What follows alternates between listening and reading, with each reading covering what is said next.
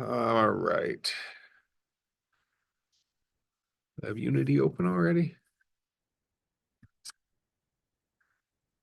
All right, and I should have some errors in my this are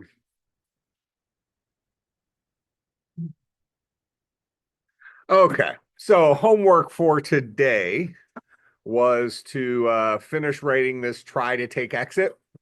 We saw this kind of work last time where we can turn exits on and off depending on what room we're in. We want to now have the ability for us to hit the up arrow, left arrow, right arrow, whatever, and for it to try to take the exit in that direction. All right. So ultimately, that key press is going to start at our um, uh, is going to start inside of our room manager, which is our single mono behavior here. So inside of update, we're asking questions. Where do you want to go? Up arrow, left arrow, right arrow, so on and so forth. All right. So left arrow or up arrow is north, right? And if we press that, we want to talk to the player's current room's take exit method and say, I want to try to go to the north. That's effectively what we're doing. So let's fill this in here. So that is core dot, what is it? The player dot get current room. Don't fill in what it takes to make it work. That was the assignment. So, um, so we're going to get the current room for the player. Then we're going to say dot take, try to take exit. And for this one, we're going to say go to the north because that's what we're going to try to do.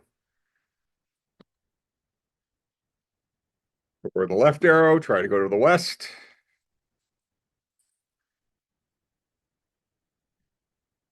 This one, try to go to the east.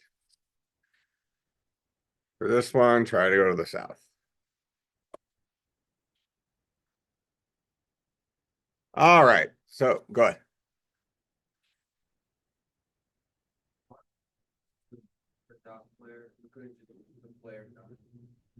I don't think room manager knows about the player, do they? Yeah. So we're right now we are inside of room manager. Room manager does not know about the player. Maybe we can indirectly get to the player through the dungeon. But we specifically put the player inside of our singleton, so we had a convenient way of always grabbing the player from wherever we are in the application. All right. So does that make sense? All right. So depending on which of the keys we press, and we're checking this every single frame, so it should be pretty responsive, we will try to take the exit in a certain direction. All right. We're not going to do any checking in here. We're not going to say, if there's an exit to the north, try to take it. We're just going to try to take it. So now we go back into our room. This is the function that's getting called try to take exit in a certain direction. We're then asking our local function that we had written previously called has exit. Remember this guy down here, we pass it a direction, it goes through, it returns true. If there is an exit in that direction, it returns false if there's not. All right, so if there is a exit in that direction, that means we can successfully move from the current room to the new room. So we want to remove the player from the current room. Okay, so what does that mean? What does it mean to remove the player from the current room? Well, we want to let the current room that the player's in know that the player is no longer in that room. Now, you can do this in a couple of different um, ways, I guess. Since we currently are checking to see if a specific exit has a direction, we now need to go and get the exit in that direction to get our destination room. So we know we can check it. We could write another function that just says get exit with the direction if we wanted to. So we can do something like private, have this guy return an exit, maybe called get exit in a certain direction. Now, presumably, we've already called this, we've already called has exit before we do this. We can still protect it in here. We can say if this dot has exit in that direction, we're going to do some stuff here. Otherwise, we'll return no, there isn't an exit in that direction. This allows this thing to be safe to use on its own without us having to make sure that we've called has exit first or whatever. So this guy's always going to give us an exit of some kind, even if it's nothingness instead of crashing. So if we do have an exit in that direction, we're going to go ahead and we're going to steal basically this whole thing, our whole for loop here.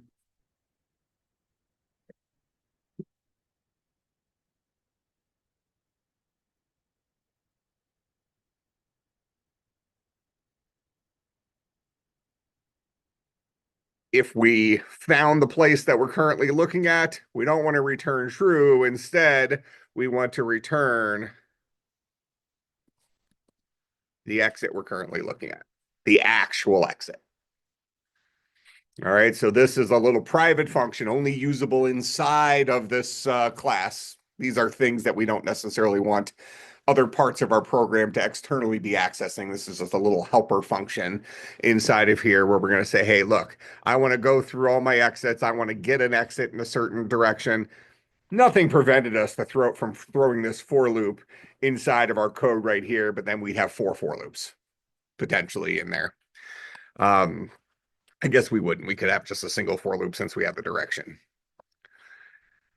But we'll go ahead and write it like this. So this guy, get exit, is going to return for us the actual exit object. So if I'm inside this if statement, I know that I am currently in the, I know I'll find an exit. So I can say exit, exit. Why?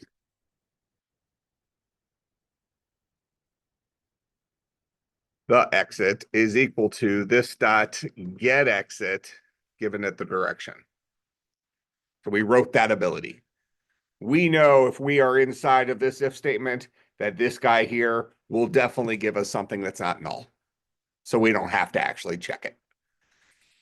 Because we know we are previously calling has exit. In this case here, has exit's actually getting called twice. Once by us externally, and then internally in it, it's going to call it and give us a null if there isn't an exit in that direction. We could have bypassed this and just asked, is the exit something other than null? You know, so instead of doing this, we could have written this guy out here and then say something like if the exit is not equal to null, meaning it's a real value, that accomplishes the same thing. All right, so you can decide how you want to get at the stuff. We'll just leave it like that for now. All right, so we have the exit. We now need to get the room that that exit leads to. All right, so we're going to call this guy, this is going to be room, destination room, and this will be equal to the exit dot get. Let's look at exits. What is it called? Do we have a get destination? We do not. So we need to write a getter for this guy to give us the destination given an exit. Actually, right now it is a non-private variable. So he could just say, give it to me. Let's improve this on our version of this. So we will now write a public room get destination. This guy will return this dot destination. All right. So standard getter for getting a private variable for here now from here now that we made the variable private. And let me just steal the name of this function. So we'll go back to our room manager here. I'm lost. Not room manager, room. So we have our destination. We want to get We have the exit. We want to get the destination. So now we have the room we're trying to go to. So now what we want to do is we want to add the player to this room. That then automatically will add the player. This room will then let that player know about them being in this new room. If you remember inside a room, which we're already in here, we have a function somewhere called set player. And set player tells the room to remember who the player is, but then goes ahead and lets the player know about the room they just entered. Now, this is important for us to understand this because if we go ahead and do that in a certain order, let's just do it. We'll do it the wrong way first. We have our destination room. We're going to go ahead and say destination room dot, what's that, set player? And then it wants, I'm sure it wants the player. It's not automatically grabbing that from the, yeah, it wants me to give it the player. And our player is core dot.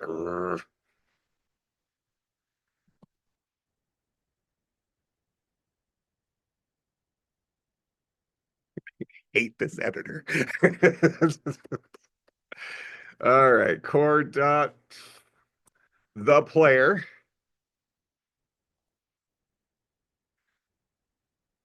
And that's how we get to it, right? That's the name of the player. Okay.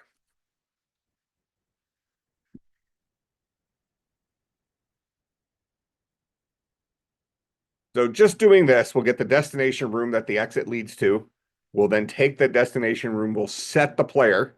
So this destination room now knows that the player is currently in it. It also now let the player know about the room that they're currently in, which now has overwritten the old room that the player thought they were in with the new room. What's the current problem?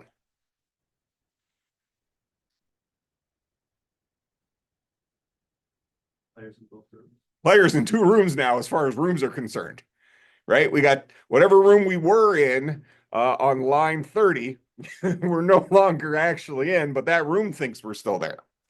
So we need to make sure that we go ahead and actually remove the player from their current room first. The player I mean, at this point, we have the room we ultimately want to put the player into. So we're going to go ahead and directly talk to the room the player's in, which is the player's current room. So let's go this. And do we have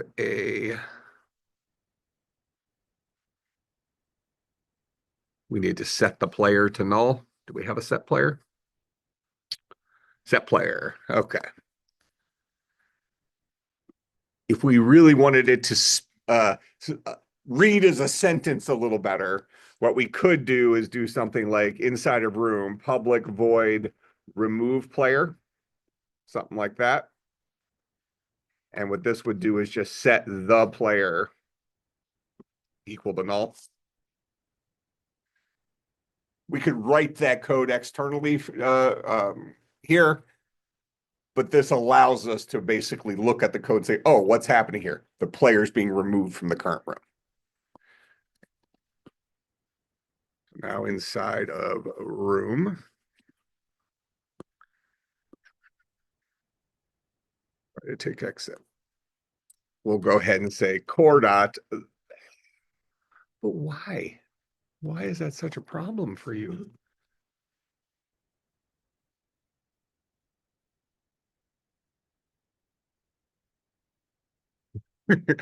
Hopefully I don't copy anything else the rest of the class, so I can just paste that in. Core dot the player dot get current room dot remove player. That line of code right there. Oh, I just copied. All right. So this removes the player from that room. So at this point in time, the player still thinks they're in that room, but the room doesn't know about the player. But that's okay because we're about to fix that. We're going to go ahead and get the destination room. That is where this exit leads. We'll then tell that room to set the player to the player.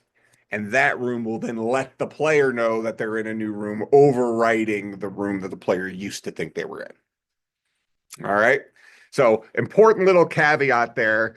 Um, if you ran into issues, you may not have seen it in your code because I don't think this would have actually broken our programs here. Um, when we had this as a text-based MUD, when we were also seeing also here those things, technically there would be two rooms that both think they have the player. In our case here, we probably wouldn't have noticed the problem, even though under the hood we had this bug where two players or two rooms thought they had the player in it. We wouldn't have recognized it here in terms of it being a problem. All right. So after line 34 here, the destination room thinks the player's in it. The player thinks they're in that destination room. So everybody's happy in terms of being where they're supposed to be. So what do we need to do now? We need to go ahead and make the current room look like that destination room.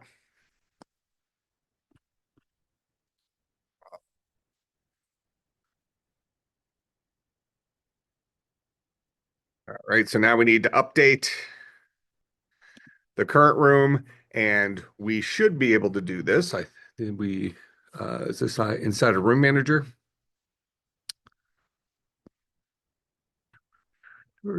Reset room, setup room. All right, so inside of update, if we got into any of these things, we can go ahead and say this dot setup room after we take the exit. Although we want this to only work if they were able to take the exit. So what we're going to do here is inside of room, we're going to update try to take exit to return a Boolean. Did everything go to plan? Because remember, we're trying to take this exit. If we are inside of this if statement right here, we know that we can successfully return true. We took the exit.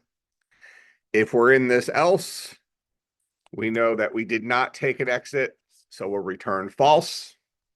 Now the try to take exit will report to us whether it was successful or not. So inside of room manager, we can ask the question, if we successfully move to the north, then this dot setup room.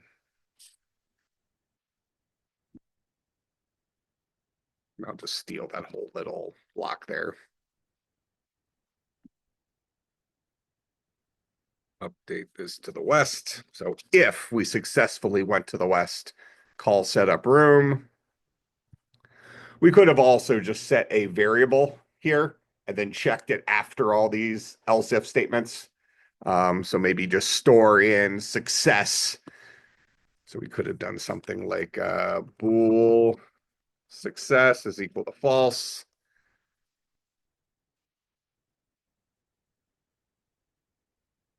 Do something like that each time through.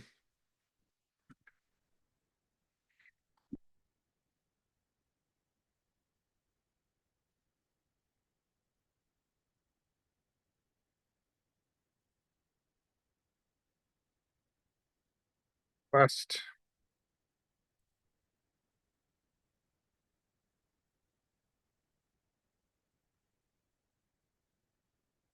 This is to the east.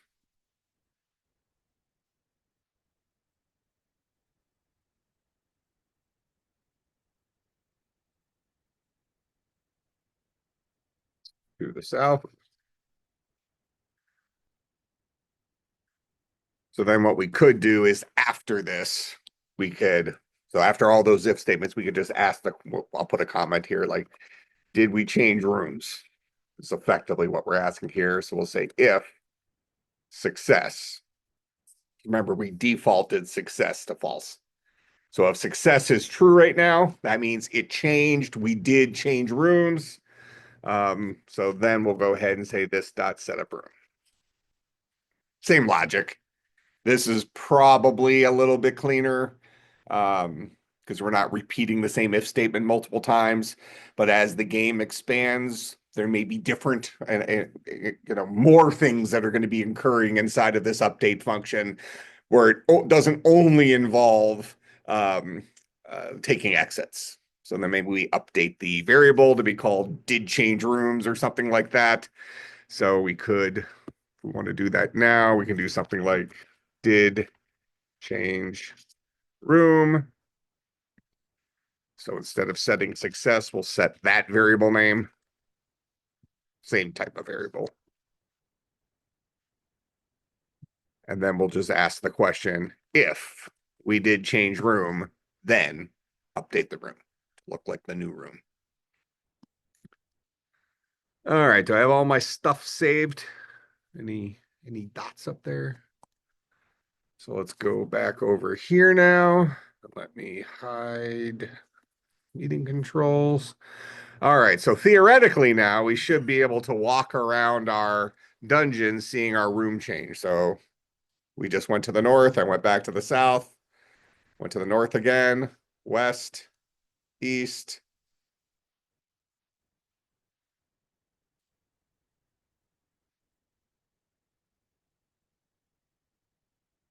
So I think that solves the homework, right?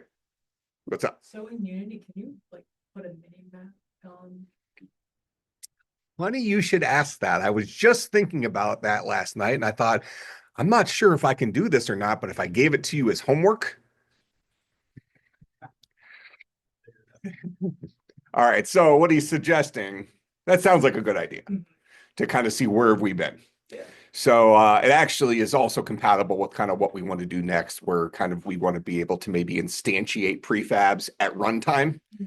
So let's go ahead and create this mini map thing. So the idea would be is maybe, when the game first starts, let's just think about how we want this to look first, and then we can try to make that idea into a reality. Okay, this is where programming starts becoming, I guess, fun, but sometimes you get paralysis through analysis because now as you are weaponized with these computer programming skills, now it's kind of the, whatever you can dream, you might be able to make a reality. So we want to think what this is going to look like. So a lot of games, maybe in the upper right-hand corner here, something like that, will kind of, show where you are. So we would probably have like a single dot here. That's as far as we know, based on what we've explored in this dungeon, we are in one room. That's all we know about. So now if I go to the north, we now have entered a new room that wasn't previously there. So maybe now it shows a second little square. Now, if I go back to a room I have been in, nothing's going to update. But if I go then up to another room I haven't been in, it'll show me another square right on top of it. So if we think about the way this looks, it effectively is going to build our map thingy, right? This dude.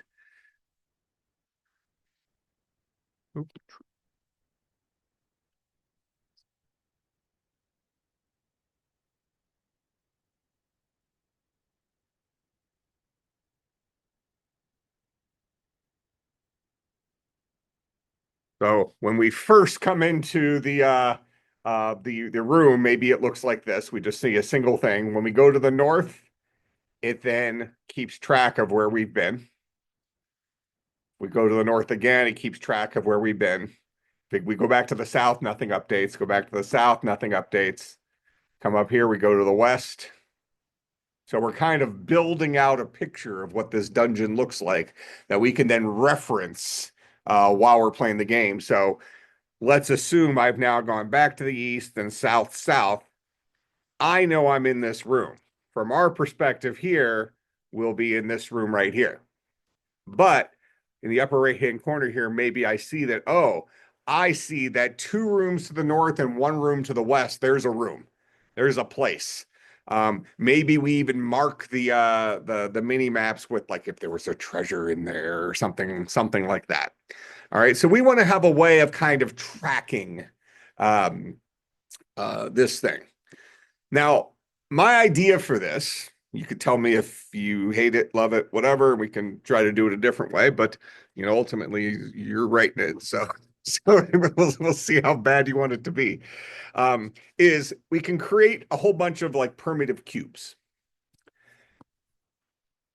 So just to kind of start putting this out here, I'm going to go ahead and click ground here. I'm going to look at it from the top.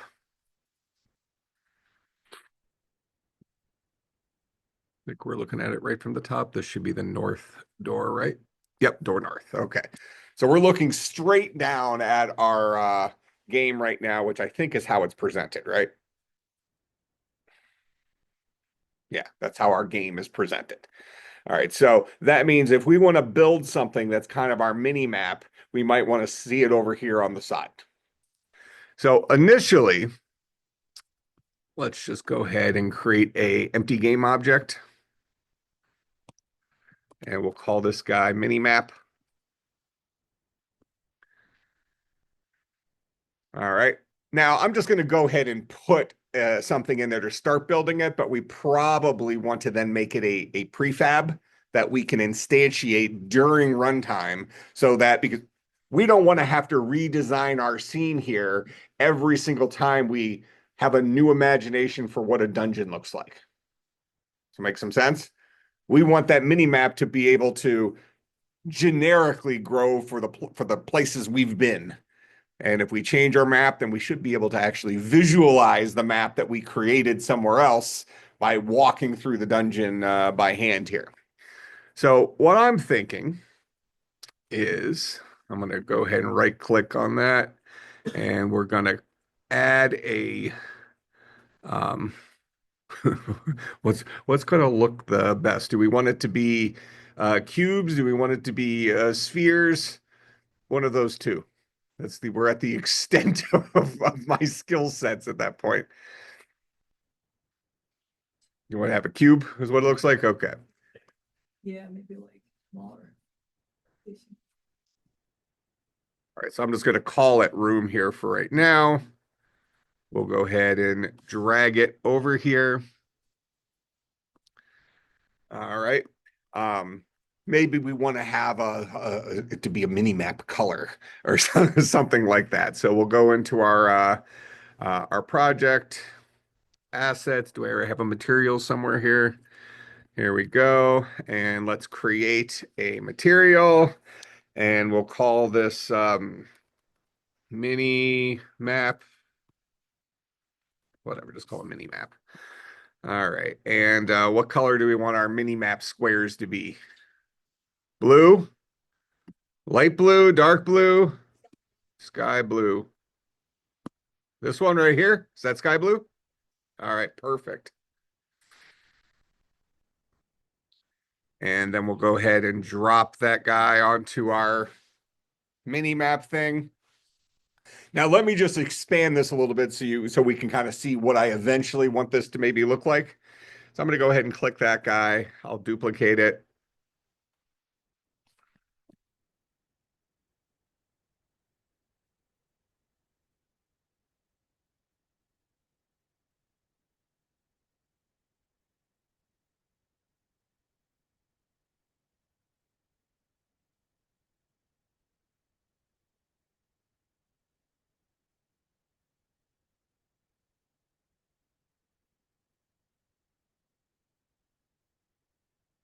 That's the plan.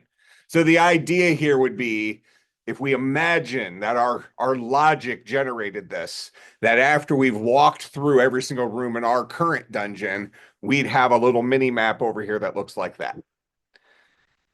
But when we first started, it would only look like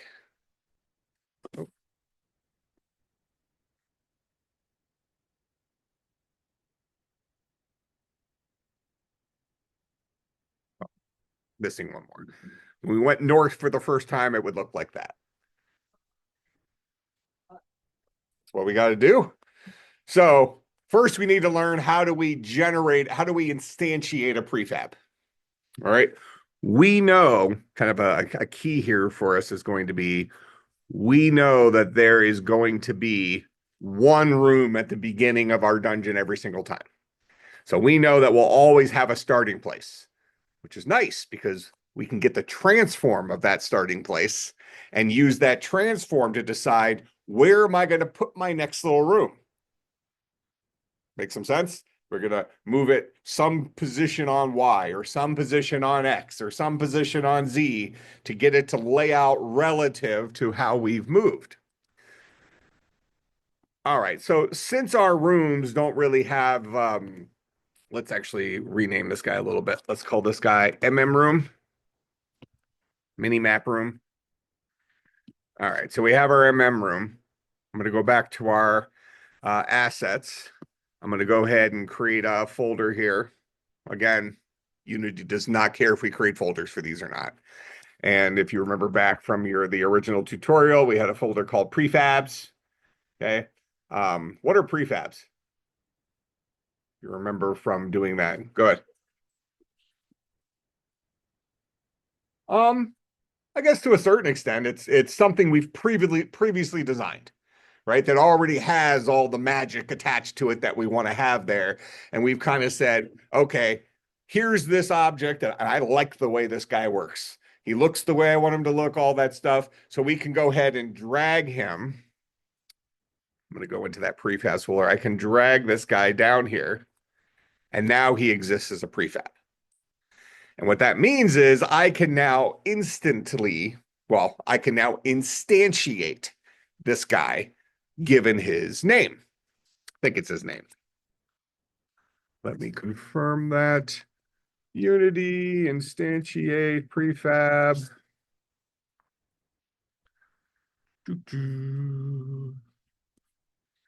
Quite helpful. I think it's just the function called instantiate. Yeah, instantiate. And then bar prefab. So we'll do it this way. This is a decent way of doing it. So what we're going to do is inside of our room manager. Remember, our room manager is the one who's detecting whether we hit up or down or left or right. Okay. We're going to add another public variable to this guy to keep track of something else. So again, we're going back to MVC, model view controller, and we'll go ahead and we're going to say, I'm in room manager. We're going to create a public. Let's see. This guy's just going to be a standard game object. And we'll call this guy MM room prefab. All right. Make sure you save the file. We go back over to Unity now. And I click on my room manager. We can see that this guy is now expecting me to give it a MM room prefab. So I'll go ahead into my prefabs folder. I'll drag that guy over there. So now he has access to that prefab. All right. So now just to get an idea where we're going with this guy, I'm going to just drag this north so we see that we're moving on the Z. And just so we can see how much we want to move on the Z, I'm going to duplicate this guy real quick. Actually, I can just do it here.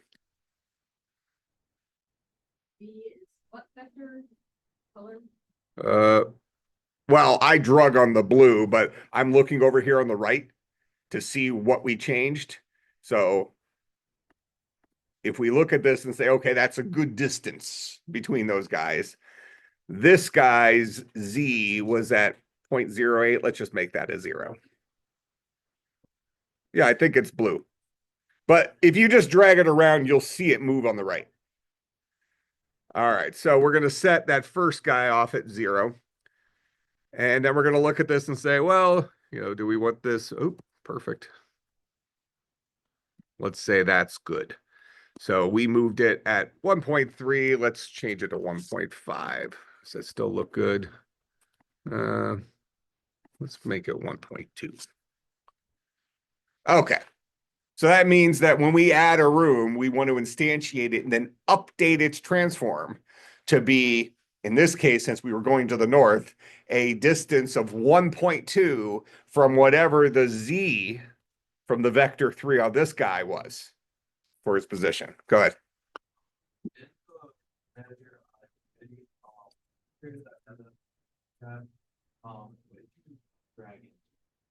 Well, I made it public, first of all. So once you have that working, out here, I first clicked on room manager. So I saw that dude. And then I went into my prefabs folder down here, the bottom, and I drug that guy up over here. I actually think you probably could have drugged the guy from over here there too, because notice how he's in blue now. So he is an instance of a prefab. So I think that would have worked, but I've always drug it from the bottom there. All right, so we know when we go to the north, we want to create a new, we want to instantiate an MM room. Then we want to make it 1.2 units on the Z greater than the current one we were in, so that we can place that room relative to there. So let me go ahead and get rid of this extra one here. All right.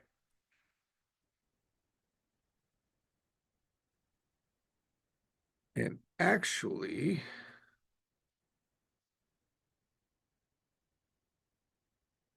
we may actually want to drag this one in. I want to know if I drag this one in here instead of the generic prefab, will I get his location? Because I bet you the generic prefab, if I open up this guy, his position is, oh, he's actually okay. His position is that 14.32. So it's keeping track of where I am. So it's not an issue. I need to get back. How do I get back?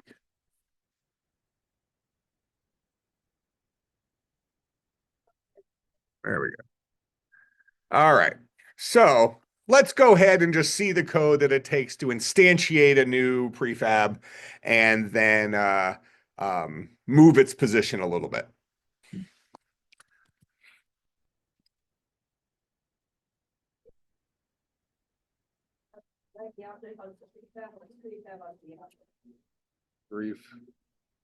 So my prefab is here. My room manager is expecting me. Yeah, so I drug from the prefab folder here over here to this guy. Yep. That's where I'm connecting it to that script. All right, so now what we want to do is let's just go ahead and whenever we go to the north, let's instantiate a version of this prefab and let's nudge it to the north a little bit to see if we can get it positioned correctly. All right, so inside of our room manager, we just went to the north here. For right now, let's not put any extra error checking in here. Let's just do it. Okay, so we're going to go ahead and we're going to say new MM room is equal to instantiate. And we called this guy MM room prefab.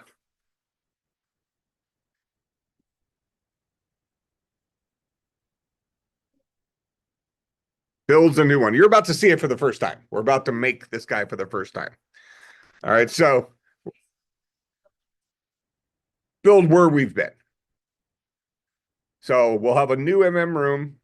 We'll build it by instantiating the room that's already there. Once we've instantiated it, it now physically exists in our space. Now, I'm not going to change anything else right now. What we're going to do is we're going to go ahead and run this. Because this is the way we're doing it this time. If you want to modify the way it's working, that's fine. But I would say if you've pre-generated all the rooms, now you've locked yourself into the shape of this map.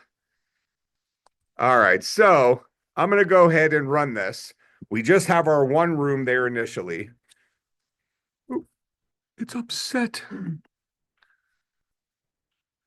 MM room prefab. Who doesn't like new MM room? Oh, that's because I need to tell it what this is. This is a strongly typed language.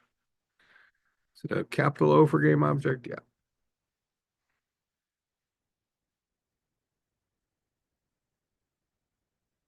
All right. So I've done that. Now what I'm going to do, keep in mind, keep an eye over here where it says mini map. Actually, I'm not sure it's going to go in mini map. It might just go down here somewhere. I'm going to go ahead and press up. And I pressed up and noticed that we have a new room. It's called a clone here. So I do have two things there. One of them, if I go ahead and just move this guy 1.2, you see now we have two rooms. All right. So we actually got a new physical room. He's not playing nice in our hierarchy very well. That's okay. I mean, that's fixable, but it's not hurting anybody. All right. So now once we have our room, we want to now programmatically change his transform. All right. By moving his position 1.2 on the Z. All right. So we want to look at how can we do this. Let me just stop this.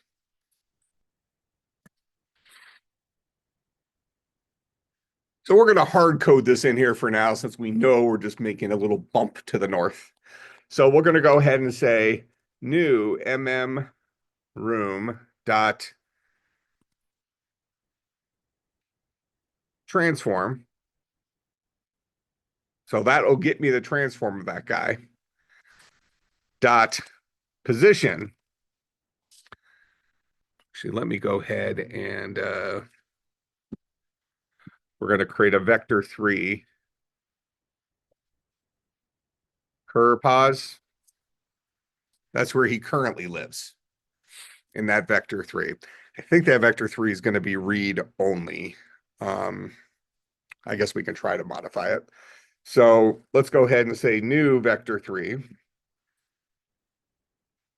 New pos is equal to cur pos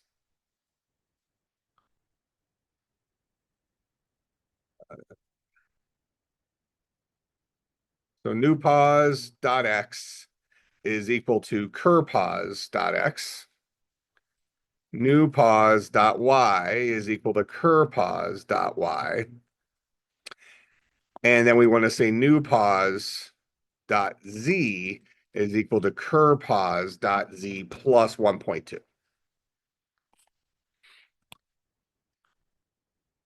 Then new room dot transform dot position is equal to our new pos.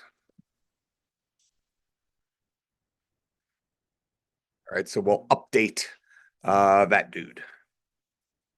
Let's see how this looks. There's actually some better ways of doing this. You can use, there's a transform class that has something called translate that allows you to move it in certain directions. And I think some of these things might be locked down. So I might be in for a surprise here in a second. Good.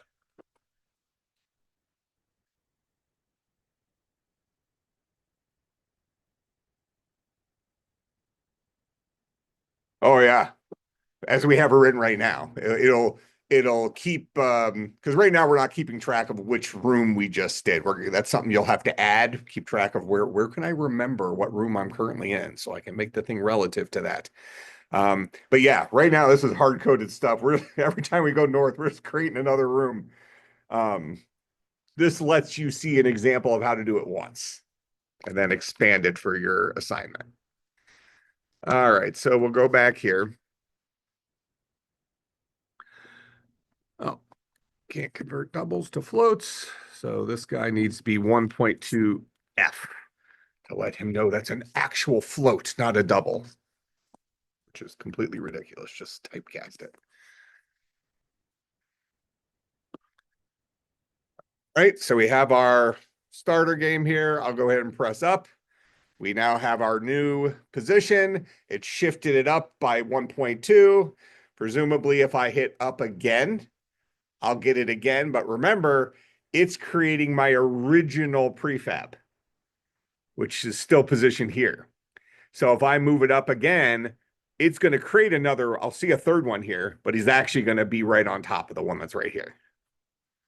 So now I have a third one, but those two, that guy's at a 1.2, this guy's at a 1.2. So you'll have to put into your code a way of keeping track of where did I just come from? Have I been here before? And how do I need to shift myself relative to where I just was? If I'm going north, we're moving it on the Z. If I'm going west, so if we stop this and I say I'm going to the west, we're moving this on the X. Going to the east, we're moving it on the X. All right, so we're only messing with Z and X here because Y is our height, and we're dealing with a 3D model here. So you'll never touch Y, but you'll mess with the X and you'll mess with the Z as you're going through here. So let me make sure this is all saved.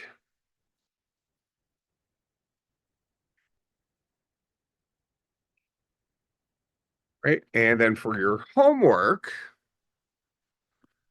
we're going to use something pretty similar to what we did last time. So I'll update the repository. So you'll use the same repository here. And then we're going to say, update the code to build the mini map as your player moves through the dungeon. Make sure you do not duplicate the same room more than once. And make sure to reposition the rooms so they show up visually in the shape of your dungeon. What's up? The physical appearance of the dungeon. Well, what do you mean? Well, it will account for that when all is said and done. But I mean, ultimately, all you're building for this assignment, I mean, because that part's done. All you're building for this assignment is this piece over here. So this whole assignment, when you're done, after you've explored your entire dungeon, you should have the thing that looks like the cross here. All right. All right. Questions, comments, concerns, bribes. All right. I'll update the code on GitHub. I'll get the assignment up and I'll see everybody on Friday.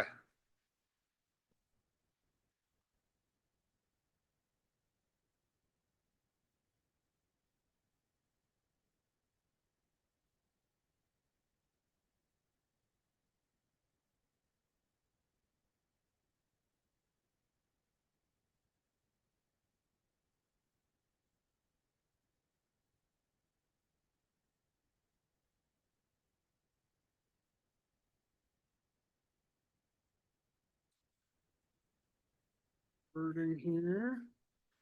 Remind me again, how can we open up somebody else's project in Unity? Well, you really can't directly because I'm only sharing my scripts folder. So you would go to my GitHub and